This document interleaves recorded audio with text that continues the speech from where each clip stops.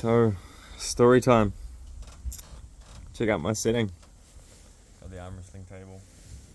Got the grapes. Blue skies. It's a good life. Off to a dinner very shortly. Thought I'd post a little video just to sort of make myself feel a little bit more sprightly. I've been in bed, I've been lying down for the last 4 hours, but yeah, there's a certain tale that I want to share. This will be the first time sharing it openly, but I wonder what I'm going to call this. Something about irony, divine irony. Yeah, divine irony. So, I've been really inspired. I've been very motivated. My life has changed. I felt like a new, different person, different being with a different mission. Well, ultimately, I feel like my eyes have woken up to what it is I really believe my purpose is, or at least understand it, or be in a position where I'm putting energy towards that. And that's a big one. When we start looking into our purpose, that can unlock some doors. Or remembering our purpose. So what did I come into this life to achieve? What am I here to do? So divine irony. So I have this friend. He doesn't see himself as my friend anymore. And I'll unpack the irony with the tale. But I met this guy 2 years ago. He showed up at my house. And he was like, "What's going on here, bro?" Da, da, da. I had some men around. We were having a men's circle. And it was like sort of before it got begun. He just shows up and he's on his bike. And he's like, "What's going on here, bro?" Da, da, da. I'm like, "Oh, come join us. Nice to meet you. What's your name?" "Oh, my name's Jam." So, "Oh, hey, Bo, cool, sweet, come join. Welcome." Da, da, da, da. And he made himself at home. And it's like, "How did you know there was a men's circle?" "I was just biking up the road and I, had a look, see, and I saw what was happening, and yeah, that's pretty much it." So, "Okay, cool. All right, well, welcome. Make yourself at home." And da da da da da. I think I might have seen him once or twice after that. So he came around a couple of times, and he would talk, and I would listen. There would be other people around as well, and at the beginning I thought, this guy, he's a little bit on the spectrum. Like he's not like normal people. Something different about this guy. And didn't think too much of it, but I did really gauge that his social cues weren't really there, and it was really interesting to sort of navigate conversation with him, because it wasn't really a conversation. It was like a podcast. And it's really hard to sort of have some balance back and forth with this fella. I just thought he was intense and passionate, and I just thought that was what it was all about. It's like, cool, bro, sweet. He's all about it. He's ready to go. He's all fired up, It's like, cool, love it. Anyway, I'm not sure what happened, but I didn't see him for a whole year after that. I thought he'd gone traveling. I thought he'd gone away. I didn't really think of him. He was a blip, He came in and he left. Then a year later, he shows up again at my house. "Hey, bro, how's it going?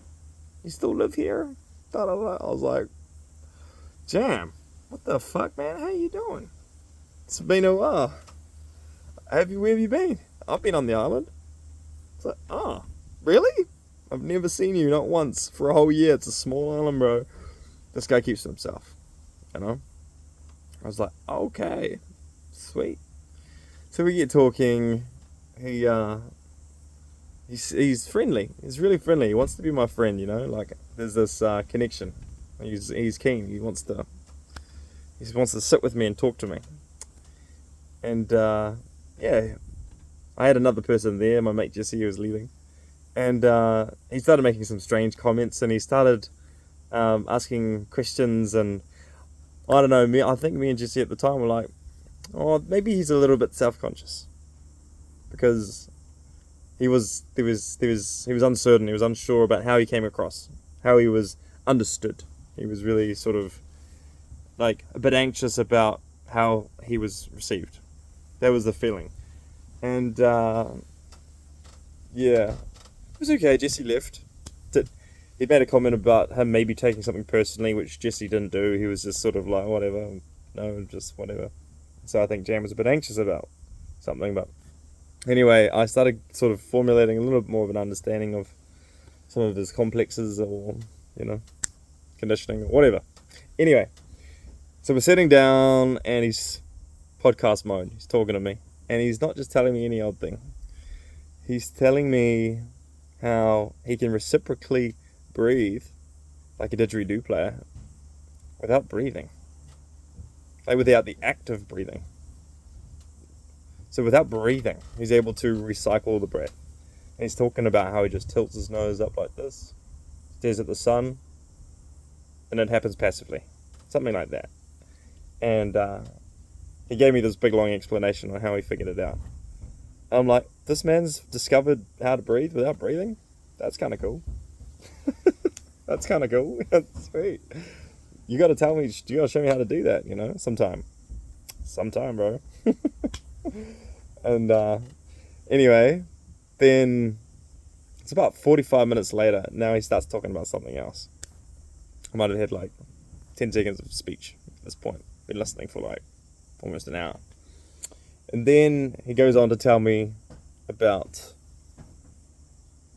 nature, the beginning, what it is, what it really is, you know, life, creation, like on the atomic level. Like he starts to unpack the gene code of the universe, like the fabric of the universe. He goes through the whole thing, like the science, the mathematics, the physics, the whatever. He starts just unpacking the fabric of the universe, what it is, energy, vibration, da da da da da. It was really exciting, and I could listen. I was like, yeah, this is great. You know, I'm not like bored at all. This guy's got some valuable fucking wisdom. I'm listening. This is great. But slowly but surely, after like 10, 20, 30, 40 minutes, you know, it's like, bro, like, okay, I'm losing my capacity to listen to you. Like, this is weird. I've been sitting here for like an hour listening to you, bro. I'm gonna get up and like go for a breather, you know, like go for a walk. So I go, all right, Jam, thanks, bro. My capacity's running thin. All good. I'm gonna get up and I'm gonna. Oh, cool. So we go sit down across the road, and I have a little house, rebalance. He tells me he loves me. I say, oh, that's nice, my bro. That's nice. And keeps talking about the fabric of the universe. At which point I'm like, okay, bro, like, I've got some work to do. Come with me. We're gonna go for a mission. So I kidnapped him. We went out to my yard, started splitting some fucking firewood, and as I'm splitting firewood, he's like up in my face like this. And I'm like, come on, bro, give us a hand. Let's get into our bodies, you know. Let's move. Let's get out of the mind, you know. Let's get busy. And he did not accept that invitation. He's in my face like this, and he's telling me. He's trying to connect to me, like he's trying to like really try to tell me this thing. Like, what is this guy trying to fucking tell me? It's so important that it requires like 3 hours of my attention, right? So, what is it? I'm like on the splitter, and he's like stumbling over wood to tell me something, and I'm like, okay, because I had my muffs on. I said, all right, I can hear him, but I'm gonna turn the machine off. I'm gonna focus fully now. Okay, bro, I'm back. I'm listening. What is it you're desperately trying to tell me? And he starts talking about the beginning, the stories of how it all began, how everything began. And at this point, I'm starting to feel a little bit of a chill, like in my body. I'm starting to feel this little like, ooh, this little tingle, this little like, oh, what's this about? So my attention started like sort of flaring up, and I started becoming a lot more like invested in the conversation, well, in the podcast, and I started lighting up a little bit. I remember leaning up against the log and going, okay, I've got this, I can concentrate. Whatever the bro's trying to tell me, it's really important, da da da da. So I'm listening. And he's like, there. And I just take a little bit like, okay, bro, just like tell me slowly, da da da da. And it unpacks the whole thing from the beginning. Story. Adam, Eve, the beginning of time. What is time? The construct of time. Told me about all the ancient battles. What humans really are. Who we really are. What we've really done. What we've created. And at this point, I'm sort of like, whoa, like, what he's telling me feels really good in my body. Like, my body's loving this. Like, I'm just relaxed. I'm soaking it up. I'm tingling. I'm, like, slightly euphoric. I'm a bit tired, and I'm strained from focusing, but besides from that, like, I'm actually really, like, invested and feeling really pulled to what he has to say. And so there was a moment when I started leaning in energetically, where the sun shone on his face, the clouds parted, and the sun shone on his face, and the wind blew, and his hair came back, and the trees were just behind him, backdrop of hills, mountains, and trees, and blue sky. And I was just standing there looking at him, like, and the words, they weren't, I wasn't listening anymore. I was entranced in what I was going through. I was having a moment, between time, everything stopped, and I was just witnessing. And then my attention came back into what he was saying. And that's when he told me that he had been Jesus. Told me about his past lives. Adam. Jesus. Those are two big ones. And me. The story of me. The story of me. Me was the person who created the planet. I was like, well, if you're me, who am I? And what do we do? What's our mission? What's that about you? What are you going to do about I? So I thought that was quite silly initially, but the point being, when he told me about his past lives, I was in this sort of state. I was in this weird altered state when he was telling me this, and it was weird because my body believed him. My body didn't react in suspicion, doubt. There wasn't any trace of distortion. I didn't feel any dissonance. Like, he believed it 100%. And I understand psychopaths can believe their own shit. Like, I get that.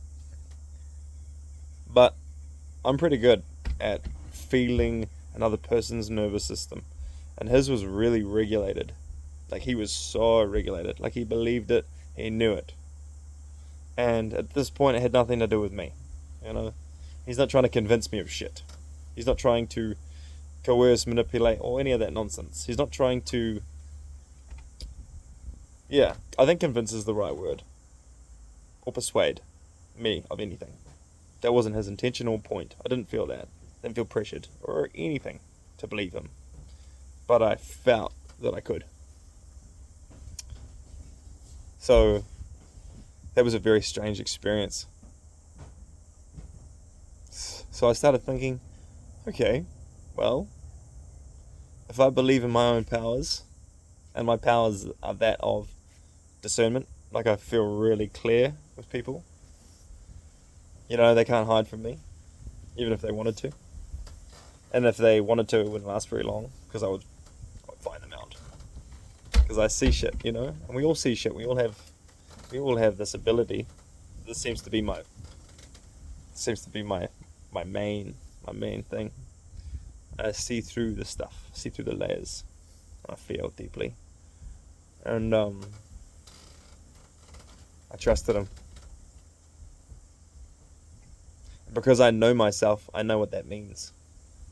Because I know my capacity for truth. I know what that feels like, to know the gravity of what that meant for me. And I'm not here to try to convince anyone of anything either. It's just a story. It's just a story. So enjoy the story, because it gets better. So it's going to be called Irony, Divine Irony. So anyway, my life changes after this. I really do believe this, or feel this, because it's true. He starts telling me how, well, he proved it, how we're the creators of our reality, and how we are creators, and not victims. A lot of us play victim. Not all of us are creators. And so he unpacked the whole thing, how we are creators, and what we are. What are humans? Gave me the whole thing. I'm not going to repeat that, because I don't think I could. I understand the bones of his argument, and I get that. But I think the more important thing to talk about is the divine irony. So Jam had an amazing impact on me. I started listening. I started receiving. I started aligning with a lot more synchronicity. I started feeling more prosperous. I started feeling more abundant following his principles, his sundial principles. The sun is the energetical or earth equivalent creator. That is our creator, the sun. We are the biological equivalent of the sun, in the sense that we are the consciousness expressed at the biological level. And the sun is like the purest, most intense, fucking powerful form of consciousness that we know. It gave birth to everything. And we are that, in the sense that we share the same energy as the sun. That is the most intense form of energy. We are all energy. Everything is energy. Everything is energy. We are not separate from that. So when we remember who we are, we remember that we are that. We remember that we are this and that. And that's when you talk to friends on mushrooms, you say, we are all one, bro. And it's actually about realizing what that means. So that took me on a trip, like having to explore what that meant for me, to realize that actually the sun is a whole lot more powerful than we think. And the songs that I've wrote around, free us from the lies that we're sold. I can't remember the name of the song. I haven't even come up with it yet, but it's free us from the lies we're sold. One of those lines is that we shouldn't look at the sun. We should not look at the sun, because we'll go blind. I can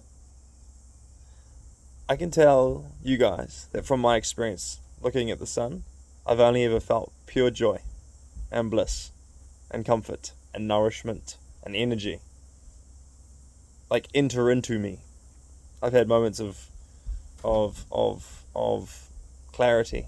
I've had moments of emotion. Like, I don't feel a whole lot of emotion surging, but when I look at the sun, this emotion surges, like it rises out of my heart. I feel my heart expanding. I feel expansive, and I trust my body. So our eyes cannot go blind from the sun. This is the lie that we've been told. And I'm not trying to convince you of anything. Don't worry, I'm not a scientist. Do your own research, or don't, because that's the whole point. You can't. But your research is your research. That's the research on the experiential level, right? You can read a book as much as you want. You do the thing that you know. You do it. You know. You go, yep, no, not for me. So, and I already talked about having virgin eyes. You don't want to look at the sun in the middle of the day. Like, I'm blind, because he will be going. Like, don't do that shit. Like, start in the morning, start in the evening, a couple of minutes. 20 minutes, half an hour, whatever. Build it up. Middle of the day, take some sips. Just treat it like a chilling exercise for the spirit, for the energy, for the soul. But anyway, divine irony. Getting back to that. So, why is this so ironic? Because this man has changed my life. I feel so at peace with everything that I had come across. There's no regrets, there's no confusion. It's just clarity and vision, and just this inner sense of knowing that I've been led to the right train. Just another train. I'm gonna get off this train at some point. But this train is really useful. It's a vehicle to go inward. Why? Because this is the part of my journey where I'm at, where I need to figure out how to get to da da da da da da. We're climbing the scale of consciousness, guys. This is the consciousness ladder. So this man has helped me find or accelerate my process to climb. So I love him dearly for that, because I resonated with his teachings. And we are human sundials. The sun is our creator. We are creators. And by looking at the sun, we remember who we are. We remember our infinite nature. That we are infinity. That we can create whatever we want. And Joe Dispenza will say, like, embody the state. Embody the feeling of that desired future. The desired outcome. Whatever. Without any insistence upon it. Feel the result. Feel it. Embody it. How does that feel? And by feeling it, your brain doesn't know the difference. So you start to attract, and this is unpacked in quantum physics. You attract what you know in your heart and your body and your soul attracts to you. And how do you know it? Because your body doesn't know the difference between feeling it, imagining it, and doing it, or having it experienced unto you. When you imagine, you embody that sensation. When you embody that sensation, you transcend. Like, that's what you bring in. You call that in. That's what you are. So you call in prosperity, you call in abundance, you call in the future that you want. And that's how we do it. So easy, we can do whatever we want at any time, because we know the secret, we know the formula. So anyway, why is this so all ironic? Here's the clinch. So I took Jam out for many meals. And he came around one time, a few weeks ago, and he brought some meat. And we had some meat around the fire. That was really nice. We brought some meat. And I said, do you want some cash for this meat? Here's some cash if you need it. And he goes, oh, thank you, bro. And he takes it. Okay. And then later that evening, oh no, I think it was the next day. We catch up again. And I want to spend time with him, because this man has really inspired me. And I love him to pieces, and I just want to spend time with him. I take him to Fenice. I take him to a restaurant where we go and get some beers, and we just enjoy and relax, enjoy ourselves. I start commenting on some of the things that I had been seeing in him. Some of the blind spots, some of the patterning. He didn't ask for it, but he had expressed to me in the past that he did appreciate the help that I was giving him with understanding how interpersonal relationships work, unpacking empathy. He said, that I was helping him with all of those things. So I felt inclined to help him and go one step further and tell him what I saw. And ultimately, what that was a man who enjoyed not having any head on his beer. Okay. I was playing the jester role. I said, bro, I've got a fucking nice head on my beer. Where's your head on your beer? Because it was flat. And he's like, I like it flat. Because I get more. Better value. And I said, well, having more head on your beer is the equivalent of like driving a Mustang, bro. Having no head, it's like having a Nissan Leaf. Come on, bro. What are you going to choose? This is before unpacking what simps were, simping, like a simp, And so I unpacked, because he was like, what's a simp? And we were talking about it. So I unpacked that, told him about that. So I'm like, come on, bro, only simps drive Nissan Leafs, So I'm playing the jester, I'm having fun with it, I'm smiling. And then he goes all quiet. And he goes, hold on, bro. I'm feeling really like... He's not looking at me. He's like, dead straight. He's going faster. He's looked away, and he starts talking about how he feels patronized, and how he feels like lessened, reduced, all of these things. And I'm like, oh my god, bro, so sorry, bro. Like, really? What happened? Talk to me. And he just gets up, pats me on the back, and he leaves. He's gone. And I just sit there in my seat like,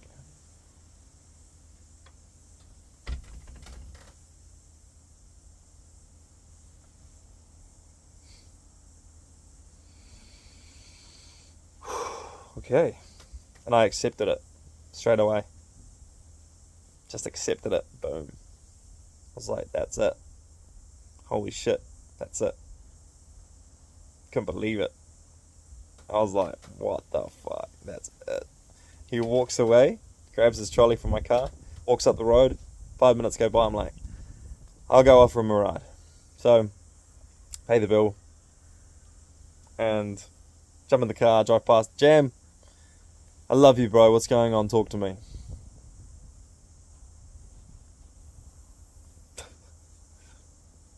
Marching along, nothing.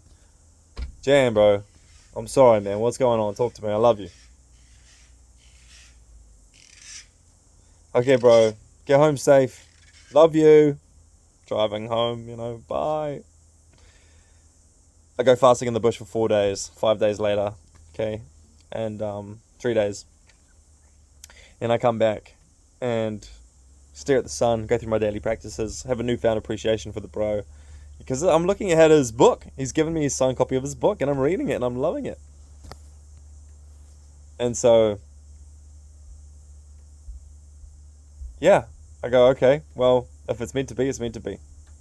Me and mum go out for dinner, come home. This is like another week later, by the way. It's been 2 weeks since the accident, roughly. The accident. And I decide I'm going to go check him out. Go to his place. I'm like, okay, I've sent him about 10 text messages, nothing back. Called him, nothing, voicemail. Alright, I'm going to do it. I'm going to rock up at his house. So I rock up at his place. Knock on the door. He opens it up. I'm like, he's like, who's this? Because it's dark. It's like 9:30. I'm like, kia ora, brother, it's Roman. How's it going? And he just closes the door, locks it, turns around, sits down on the computer, puts his headphones on, and doesn't look my way once, doesn't say a thing. And I'm like, holy shit. Fuck. So I sit there, I'm playing the guitar at this point. I'm sitting outside, I'm just trying to sing. I'm looking at him, I love you, bro. What's going on? I'm so sorry, what the fuck? This is the dumbest shit I've ever seen. My heart just started melting for me. I was just like, oh, you poor boy. You poor boy. I was like, fuck you, poor boy. And then I just had to go. It's been 10 minutes or so and he didn't even look. Not once. Didn't say anything, didn't look. So, okay, well, this is a waste of my time. So I left. Now, seen him today, 3 days later. 4 days later. He's driving his bike down the road. And I just see this bike going down the road like this. And I'm like, and his hair is just like wild. I'm like, oh, it's Jam. And I like look down and he's like looking up to see if he's avoided me. Dodged me, went like off onto a side street. And I was like, oh my God. He's taken it to that level. That's amazing. That's crazy.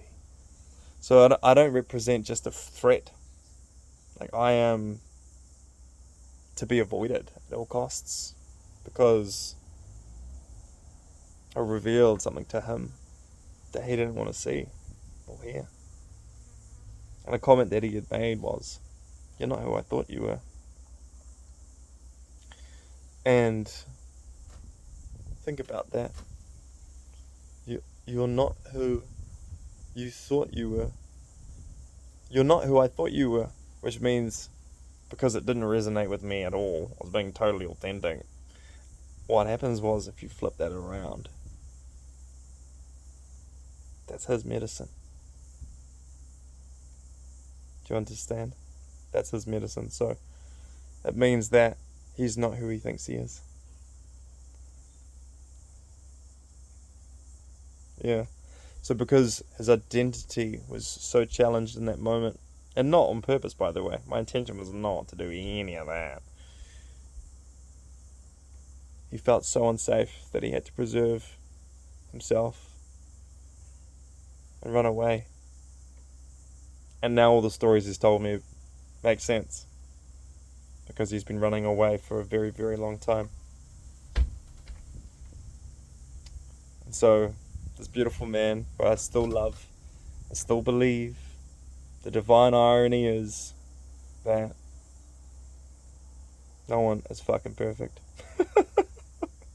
The man who changed my life and made my heart feel fucking great and accelerated me on my mission I've only got gratitude towards, is the same man who cannot,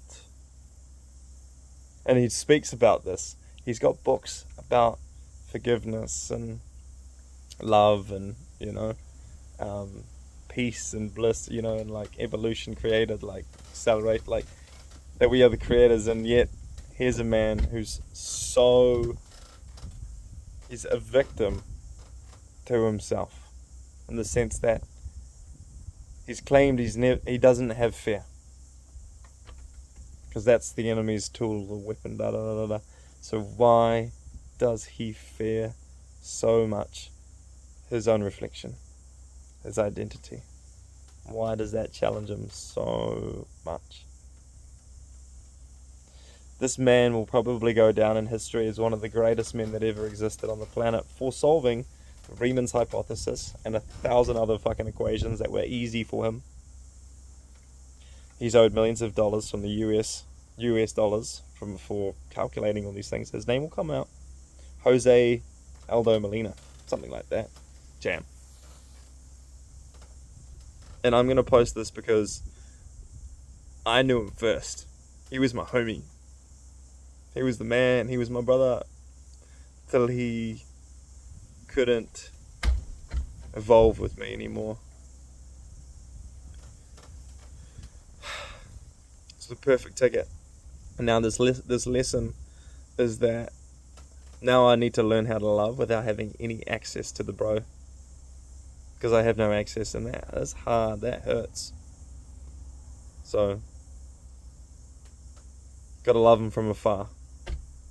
Gotta let go. That's what we all gotta do. At some time, we let go, we love from afar. We wish them best. So, I love you, Jam. If you're watching this ever again, I love you. You're a dear friend of mine, and I hope you have the courage to face yourself and find me in conversation with you once more, talking about life and how we can grow and remember our infinite nature, because you, my brother, have reminded me of who I am on some level and of my nature. So thank you, and I look forward to catching up once again. Much love.